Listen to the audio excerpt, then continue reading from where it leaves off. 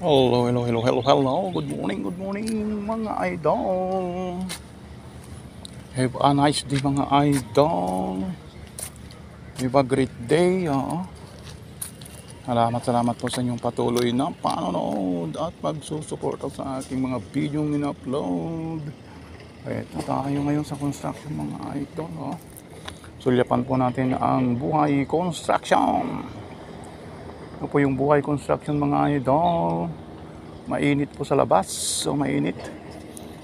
Mainit sa labas mga idol. Pero sobrang init. Ay may naghihintay naman na gantimpala.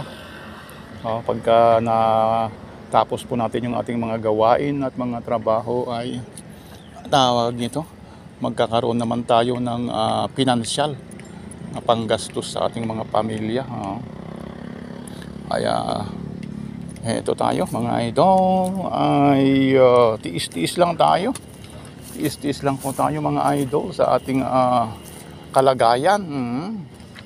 Kaya tayong lahat mga guys, mga idol ay may kanya-kanyang kapalaran. Kung yung iba nga ay nag-abroad pa, pumupunta pa sa ibang bansa para doon ay magtrabaho. Pero yung mga nandito lang sa ating Pilipinas, ating bansang Pilipinas lang tayo, ay tawag nito ay dito lang sa Pilipinas naman, sa bansang Pilipinas.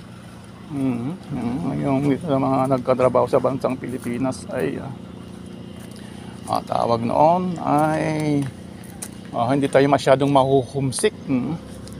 Tayo mahuhumsik mga idol kasi sa Pilipinas lang tayo.